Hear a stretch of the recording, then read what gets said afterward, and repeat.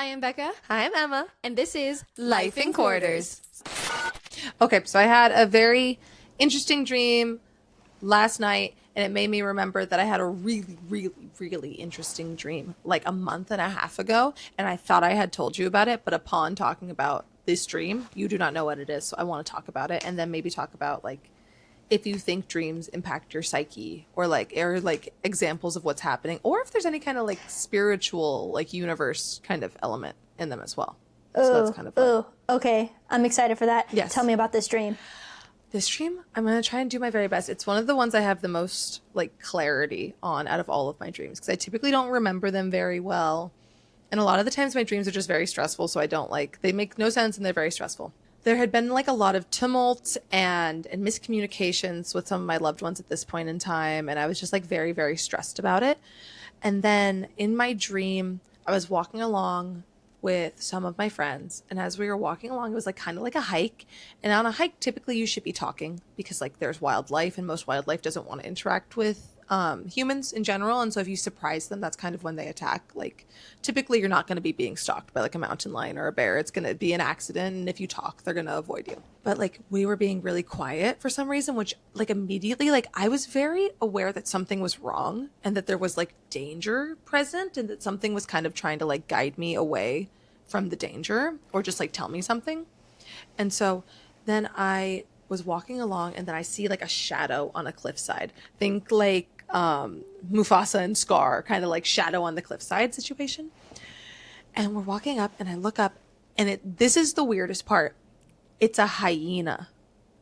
I don't think about hyenas in my daily life. Hyenas never came up. I do not talk about them. I love animals and hyenas are not one of the ones that I typically talk about, right? But here's the thing. If you're in a vibe that's like Lion King, it would make sense for a hyena to show up. But I wasn't like in a Lion King mood. I'm just thinking that because the hyena, that's probably the subliminal now in retrospect, thinking about it being like, oh yeah, that makes sense. But I hadn't like just watched Lion King. And so the hyena's like walking along and then it's just standing there kind of staring at me. And then my friend is like, we need to run. And no, that's not what they said. They were like, be really quiet. And in my head, I was like, that's a really bad idea, actually. It was like, basically they were like, be quiet and small. And I was like, that's how we're going to get killed in this situation. And then the hyena was just standing there watching me. And I just had this sense, I was like, we need to run, which is also a bad idea. So it was interesting that I thought that, but we ran and I got away from the hyena. Like basically I saved us because the hyena was just watching me. There was like kind of an understanding. Ooh. It was very, very interesting. And then I looked it up. I like bolted upright when I woke up. And I was like, hyena's so weird. I wonder what hyena represents. And here, let me Google it real quick so I can make sure I get exactly what I remember because it was so right on the money for where I was at that moment. Yes. Okay. So dreaming of hyenas often symbolizes caution, hidden threats, resilience, and the need to confront challenges or deceit in your life. And depending on what happens with the hyena, it reflects on how you're going to deal with that situation. And like I said, there was a lot of like miscommunications and a lot of tension. And if the hyena had like attacked or like killed me in the dream, it would have been a sign that I was going to like be subsumed into the chaos. Like it's kind of like a warning. The hyena's like, don't be stuck in the chaos, but getting away from it means that I was going to get out and like maintain my own strength. So it's kind of like a transformative thing as well, where I was like thinking a lot about transformation and like protecting myself. And the hyena was just such like a potent image in my head. And like it was so much of like what I was working on with like my candles and my manifestations. And like I thought it was crazy. And it's so interesting that your friend was like suggesting that you do the thing that was not going to result in life. Yes. But the funny thing for me too is that I typically would have like diverted to what they were saying because they're better equipped for like they know more about wildlife than I do. And the thing is, the thing I also chose to do should have resulted in death.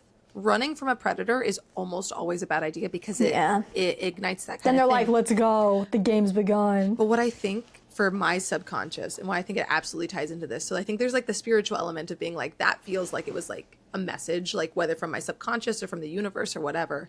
But the fact is I made a decisive choice And I think in the dream, the hyena wanted me to decide what was going to happen. And I think if we'd stayed, like, we would have gotten attacked. That's so interesting, and I love it. I really love it because I think that dreams are subconscious. I do not think that they're mystical. I don't think that it's like, and this was planted from the universe. I do think that it's our subconscious working through things or trying to tell us something.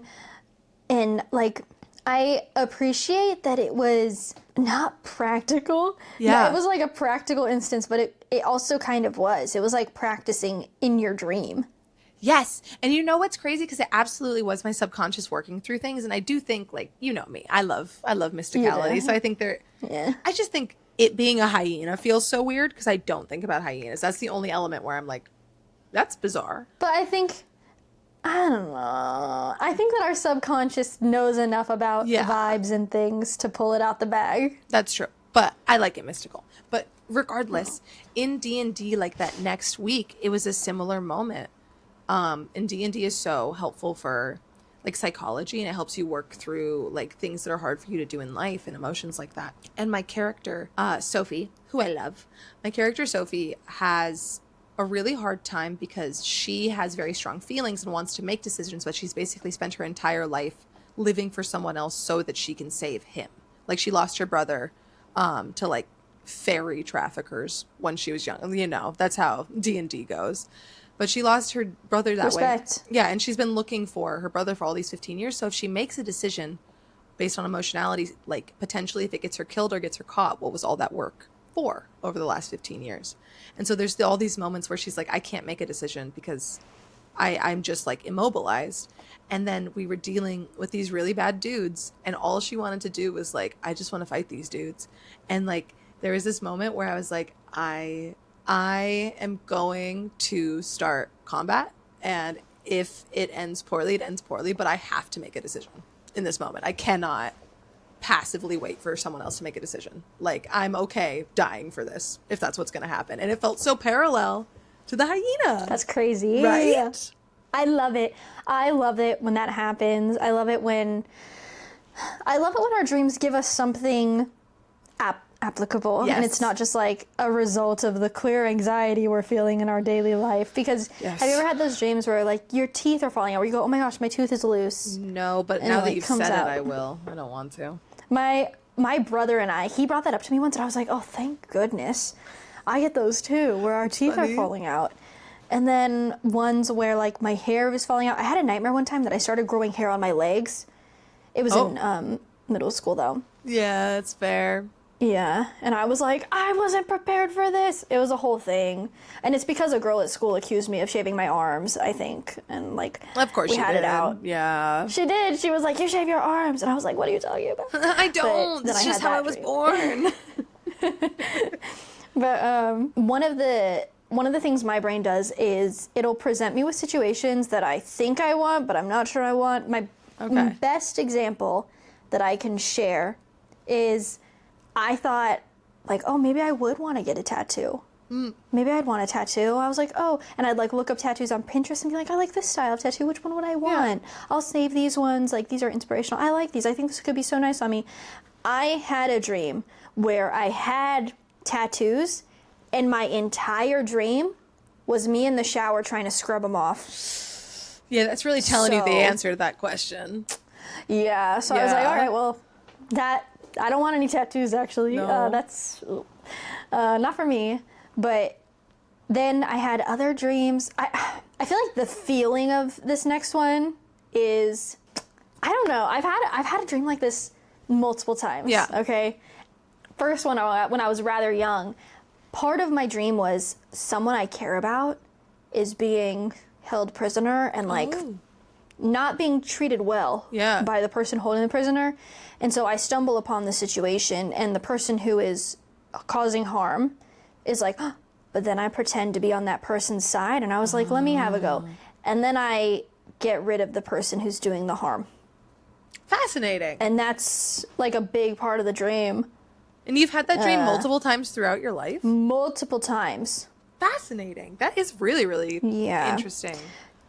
don't know what that's about. It's so nonchalant too. I'm like, hey, Yeah. Slay, love what you're doing here. Can I get in on the action? And then I just turn on him immediately. And it's like real casual too. It's not like a big fight that ensues. Yeah. It's like I do one thing and it's game over. And I'm like, moving on. Like that's like, what is that? I think that's very apt for like how you interact with the world though, in like conflict, because you always want to understand like the area of conflict better before you get into interacting with like the conflict itself. You know what I mean? So I feel like whenever you try and help someone, you like want to understand the enemy better. So that actually makes a lot of sense to me. Yeah. I suppose. Although my longest dream that I remember, you were in. Is it one of the really crazy ones from when you were little? Because like those ones were so fun. It's a crazy one. Okay. From high school. So Yes. kind of little. Littler and I than have told now. you this one before. Yeah. I wanna hear. But okay, the dream starts off and I'm walking around a hardware store because I think it's Harbor Freight. We're walking around a hardware store because that's where my birthday is. Don't know. And part of the game that we're playing has to do with raffle tickets, but I turn a corner and I enter the perfume section, which is from SpongeBob, where they're like, not the perfume section. So I get through the perfume section and then I'm in an auditorium with Taylor Lautner and Taylor Swift. And Taylor Swift is sitting on Taylor Lautner's lap and they say something to me I don't remember. That was when they were dating, so that makes sense. But then we get a scene change. And now I'm in high school, and you and your scene partner, your co-star for whatever play it was, you guys are coming out of the math building, and you're like smiley and your happy self. And this person, the co-star, is wearing heels and a dress. And I was like, what's up with this? And you guys go, oh, it's because he's shorter than me. And I was like, makes perfect sense. Makes perfect sense. And then we move on. And then I'm in this field and there's a big toy, like a, the thing that children play on. Jungle the gym. Playground, the big toy. The jungle gym, yes, great one. And so I climb up into the jungle gym and I'm sitting in the part that's shaped like a house. Yeah. And I'm looking around, I'm surveying, and I see my friend playing tennis in a tennis court that is like, there's like a wall of water or something. I don't know. There's like a wall of water. He's playing tennis. And then I turn and I look and I see some other people running and playing soccer with bubbles. And I was like, slay. Then I look back at my friend who's playing tennis and there's a Tupperware lid over the tennis court now. And I was like, that's fair. He must not have wanted to be watched.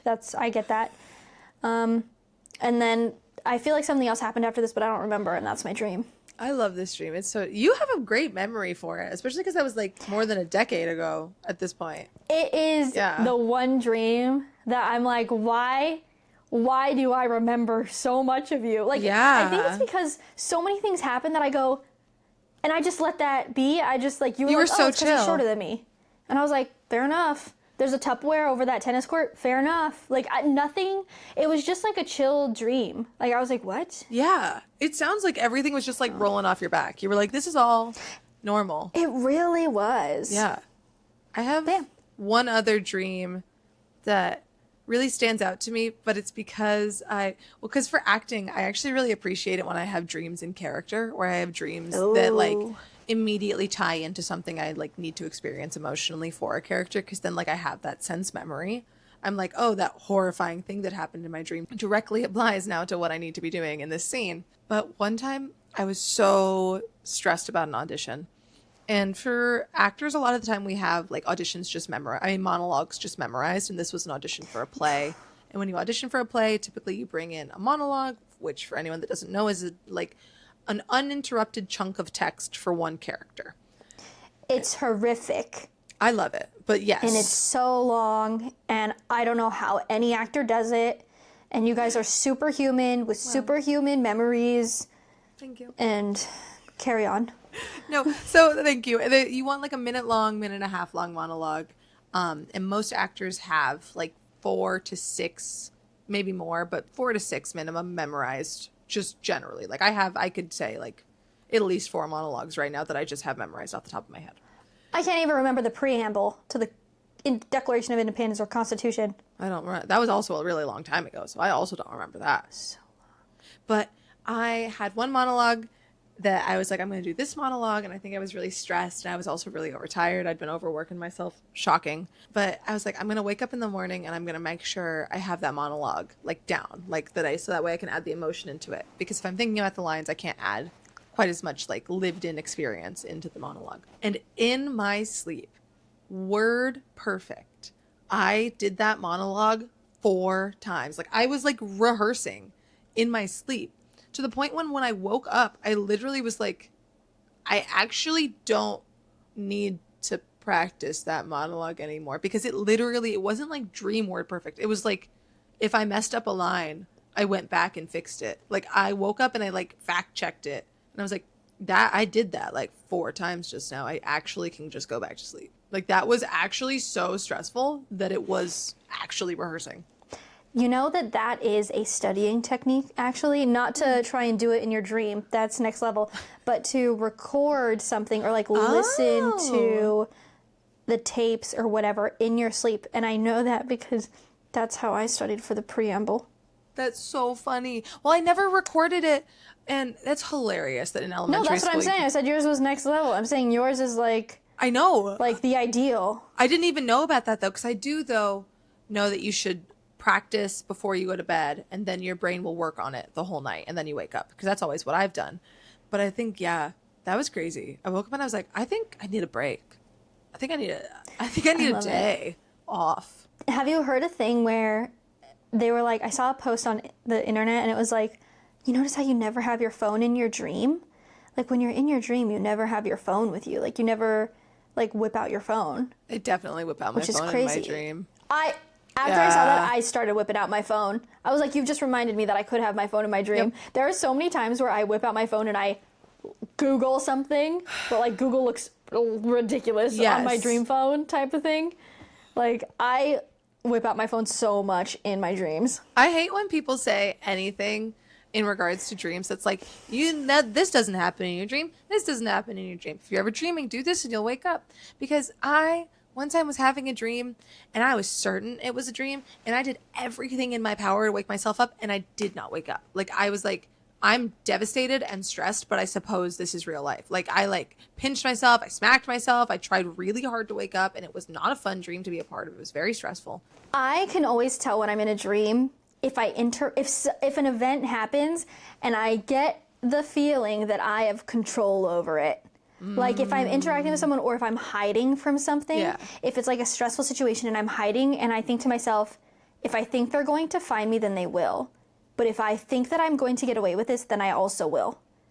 Interesting. And I know I'm in a dream. Yeah. Well, my issue was I knew I was in a dream, but then my brain gaslit me. It was like, you're not in a dream, which I hated. I was like, I have no control. That's never happened to me. I hated Although I have woken up from a dream multiple times. That's awful too. No, I like that. That's fun because then I get to go back and finish the story. I love getting to go back and finish the story. When you wake up from your dream and then you're in your dream still. I hate that. That's what I hate. I hate that also. I love it when I'm having a great dream and then I wake up and I go, no. And then we go back into it. That one's really hard though. That one I've only done a handful of times, but I feel like lucid dreaming is something that I've always gravitated towards. Like, you're pretty good at it. I always know. Yeah, I always know. One time in a similar vein, and this is why like my relationship with reality, like I have to, what makes me always feel peaceful if like my brain is like really spiraling and it's like, what if this is all a dream? I'm like, all of this beautiful music and all of this beautiful TV shows, my brain cannot do all of it. Like, there's no way it's doing all of that. I've got a great brain, but that's exceptional. No, when I was little and I wonder if it was right after my dog, Tiger Lily, had died, because that would make a lot of sense. But I had a dream, and in my dream, Tiger Lily was there, but I had a whole new family. And the dream was like long enough in my sleep state that like when I woke up, I was like, I thought I was in the house with my new family, and I was like, whoa, like sad. I like had to like for like 10 minutes like mourn. I was like, none of them were real. Yeah, it was crazy. Like my brain, I wonder if that's why like I'm a good actor, is because like my capacity for like imagining terrifying, stressful events is so strong. I've never had a dream where I woke up and then been sad about waking up because the dream was so good. I've only ever had the thing where you wake up and you're like, oh, thank goodness. Thank the Lord that was a dream, because that was awful. No, I woke up and I wasn't like sad that it was over because it was so good. I just was like, oh, they weren't real. Like, and in my dream, they were like my mom and WandaVision. dad. Yeah, it was weird. I was like freaked out and also sad, but also How like, old are you? time is weird. Time is, I was going to say, I know. I think I was probably like 10 to 16. And I don't, in that window. Honestly, that's fair. Yeah. That's a fair range, especially in light of the fact that, time has been evading us lately with I don't know, every time I find out something about when it happened, I'm like, oh, yeah, I didn't think it happened when that happened. Yeah, okay. I agree. I feel like, and also getting to see the kids I nanny, I'm like, time moves really differently for kids. It just like, well, that's actually something they like, I think psychologically have done. I can't imagine they were studying on children, but they've done some sort of like studies on it where like for kids, why it's so hard to wait is because everything feels permanent. So when you're like, hey, wait 15 minutes before you have this snack, for a kid, it's not like in 15 minutes I can have this snack. It's like, I will never have this snack. Like I want it now kind of thing. Yeah. Yeah. And it's all like relative to your lifespan too. Yeah. Because if you've only been alive for 3 years, then a year's a long time. A year's a long time. That's a 30-year life right there.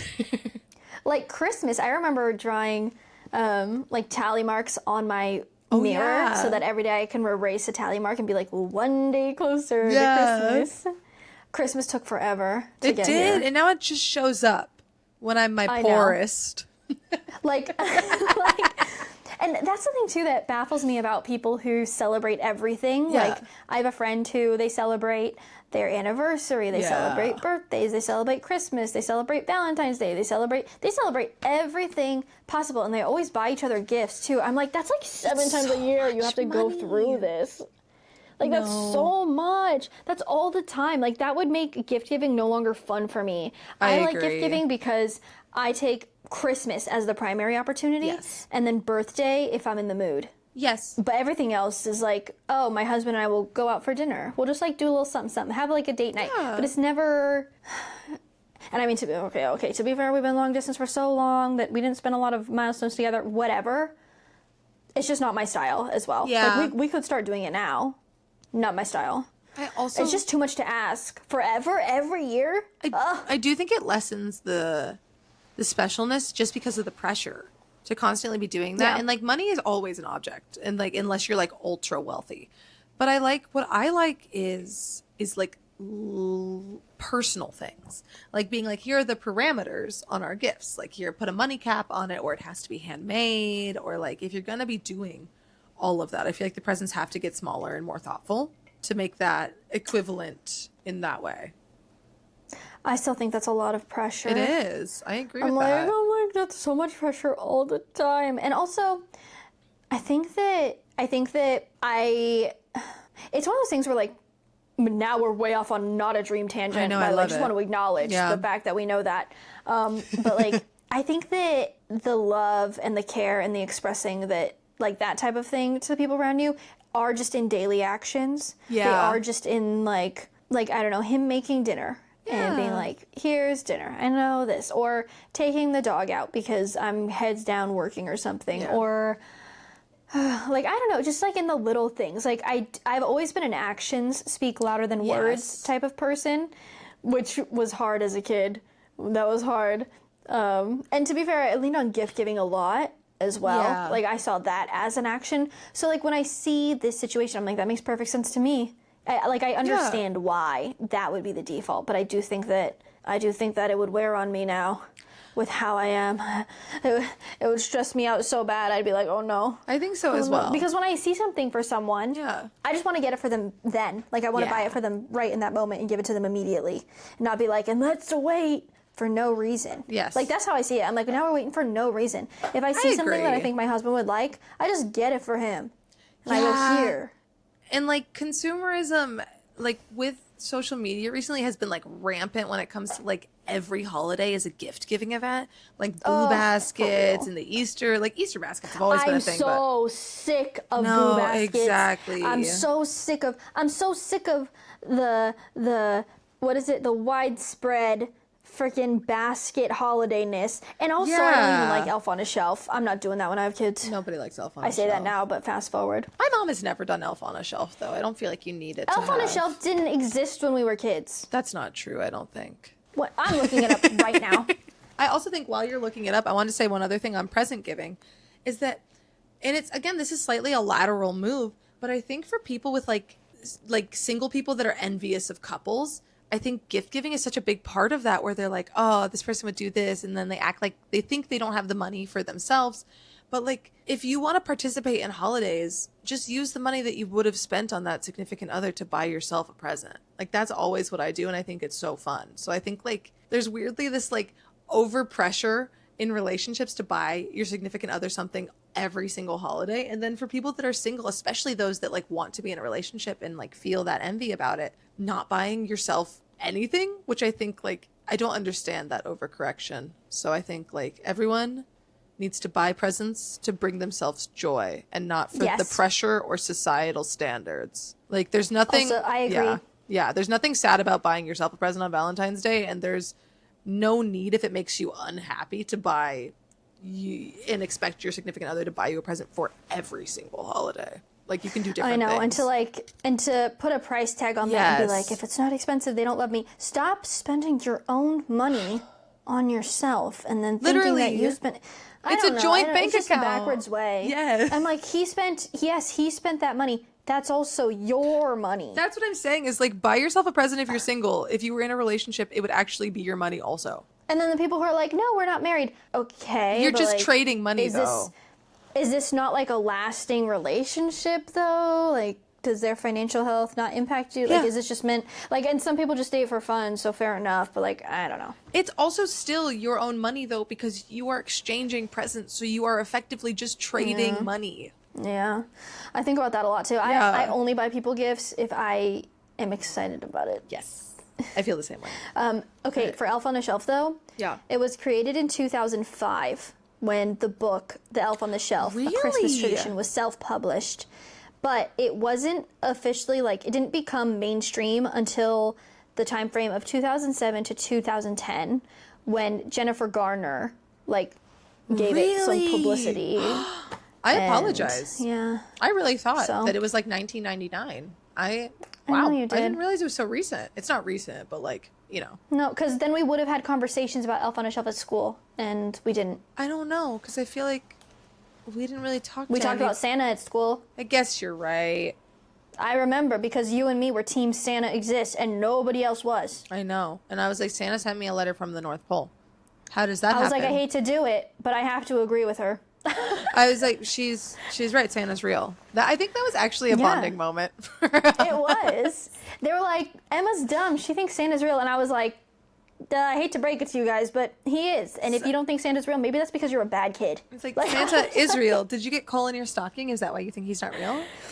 Yeah, I know. Which is like such a, you know, as an adult now, I'm like, ooh, you don't know what their socioeconomic situation is. Yeah. But we were 7 or 8 or however old we were. There's no way to know. I really said, Santa hates you. Like, you cannot fault kids for their childlike behavior. Ultimately. I was like, stop saying he's not real just because you suck. But also, they might have just been being meanies. You know, they might have like been getting plenty of presents and then just like trying to ruin the magic for other kids, which is also not cool. That's true. Yeah, that's true. So there are two sides to this, but I think we derailed like crazy. But I loved this chat. This was a good chat. This was great. We started about dreams, ended with Santa, and with that, I think we can jump into our shameless plugs. You can find me on Instagram at I am Emma Bruno 2. That's TOO, and on TikTok at I am Emma Bruno. And you can find me on Instagram at r.sowden.money. And then you can find me on TikTok and YouTube at rebecca.sowden.